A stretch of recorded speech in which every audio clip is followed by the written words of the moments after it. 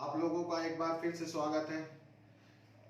जैसा कि आप लोगों को पता है कि पिछले कुछ समय से हम फैमिली लॉ के बारे में बात कर रहे हैं। फैमिली लॉ के पर्सनल लॉ के बारे में बात किया हमने, और उसके बाद मैरिज के कॉन्सेप्ट पे बात किया, कॉन्सेप्ट ऑफ मैरिज। इन सब चीज़ों में जो हमने बात की थी मैरिज के ऊपर, उसमें एक एक्ट का भी मैंने नाम लिया था, वो था आपका हिंदू मैरिज एक्ट 1955। अच्छा, ये हिंदू मैरिज एक्ट में कुछ ऐसे सेक्शंस हैं आपके, जैसे सेक्शन 5 हो गया और सेक्शन 11 है और सेक्शन 12।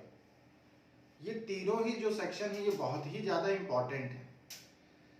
सेक्शन 5 आपको जो है उन मतलब आपकी जो शादियाँ होती हैं हिंदुओं में, उनमें कौन कौन सी चीज़ें होनी चाहिए, मतलब एसेंशियल्स के बारे में बताता है।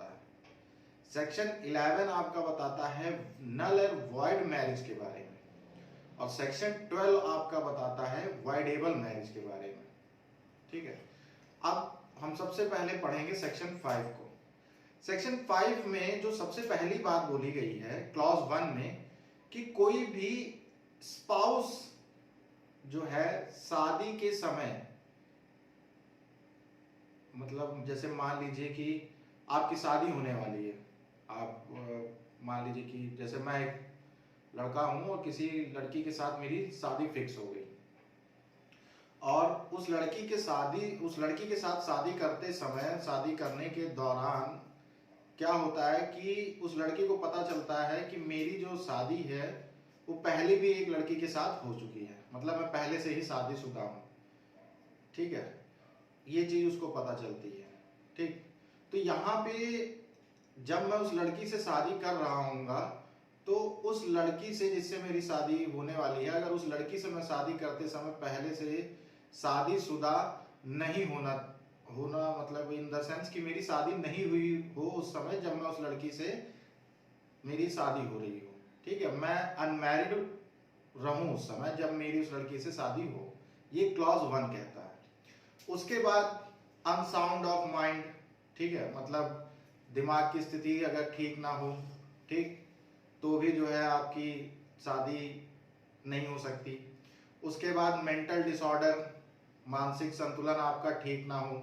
ठीक है, उसके बाद आपको रिकरेंट अटैक हो इंसैनिटी के, मीन्स कि लगातार आपको किसी तरह की दौरे पड़ रहे हो या किसी भी तरह के प्रॉब्लम्स हो रही हो, तो ये सब चीजें जो है नहीं होनी चाहिए।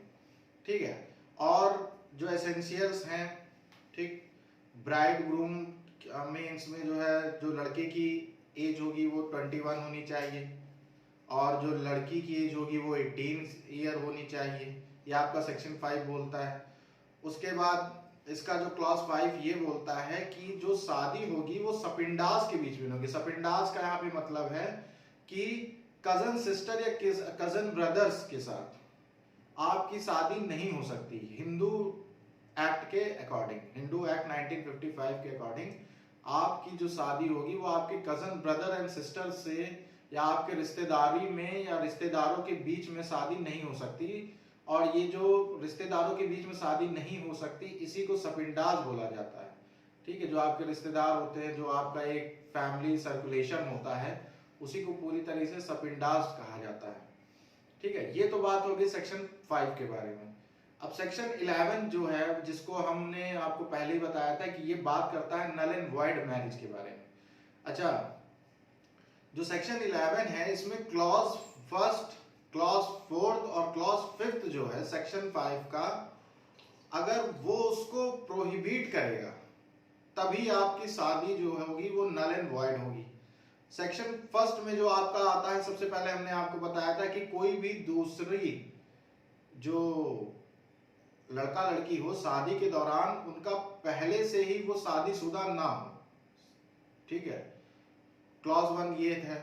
ठीक, अगर ऐसा होता है, उनमें से कोई अगर शादीशुदा पाया जाता है, तो वो जो शादी होगी वो वॉइड मान ली जाएगी, नल एंड वॉइड। उसको जो है आप एक वैध शादी नहीं मान सकते। उसके बाद क्लॉज 4 जो आपका कहता है, क्लॉज 4 ये कहता है कि जो परमिशन आपको शादी करने के बाद मिलता है, मतलब वैवाहिक जीवन जीने का जो सुख आपको शादी के बाद मिलता है, जो आपका रिलेशन हस्बैंड वाइफ का होता है एक दूसरे के साथ, अगर वो रिलेशन आप उससे पहले अगर बनाते हैं या आपका उनके साथ किसी भी तरीके का आपस में किसी तरीके का इस तरह का कोई भी रिलेशन बनता है आपका एक दूसरे के साथ, तो भी ये शादी जो होगी, जो मैरिज होगी, वो नल एंड वॉइड हो जाएगी। उसी तरह आपका जो सेक्शन 5 है, सेक्शन 5 आपका जो है क्लॉज 5, ये सेक्शन 5 का क्लॉज जो 5 है, जिसने सपिंडास के बारे में मेंशन किया गया है, सपिंडास में अगर आपकी शादी होती है तो भी आपकी जो शादी होगी वो नल एंड वॉइड होगी। उसी तरह जो सेक्शन 12 है हिंदू मैरिज एक्ट का, हिंदू मैरिज एक्ट 1955 का जो सेक्शन 12 है वो वॉइडेबल मैरिज के बारे में बात करता है। वॉइडेबल मैरिज वो मैरिज होती है कि मान लीजिए कि आप क्लॉज सेकंड का, सेक्शन 5 के क्लॉज सेकंड का आप कॉन्ट्रावर्शन करते हैं, उल्लंघन करते हैं, आपके मानसिक संतुलन ठीक नहीं है शादी के दौरान, तो आपकी शादी जो है वॉइडेबल मान ली जाएगी।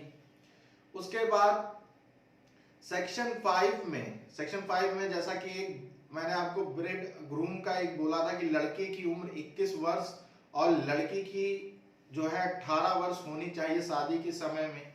मान लीजिए कि किसी माँ बाप पर जबरदस्ती दबाव बनाकर उसकी शादी अगर करा दी जाती है, मीन्स की लड़के या लड़की की 21 वर्ष या 18 वर्ष से कम उम्र में उसको जो है उसकी शादी कर दी जाती है, तो जो एक आपका ये चाइल्ड मैरिज रिस्ट्रिक्शन एक्ट 1978 आया था, उसके अंडर में ये जो शादी होगी ये वॉइडेबल होगी। ठीक है, ये वॉइडेबल मैरिज में आ जाएगी अगर किसी भी लड़के की या लड़की की शादी 21 वर्ष और 18 वर्ष से कम में कर दी जाएगी।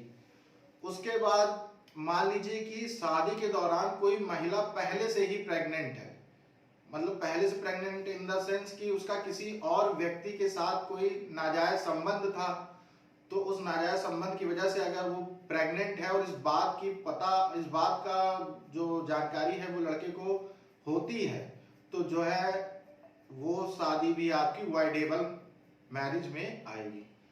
उसी तरह मान लीजिए कि किसी लड़के की और किसी लड़की की शादी हो, ठीक है, लेकिन शादी के बाद वो लड़का जो है अपनी वाइफ को छोड़कर किसी और के साथ जाके रह रहा है या लड़की अपने हस्बैंड को छोड़कर जाकर किसी और के साथ रह रही है, तो इस कंडीशन में भी शादी जो है सेक्शन 12 में वॉइडेबल मैरिज में आएगी।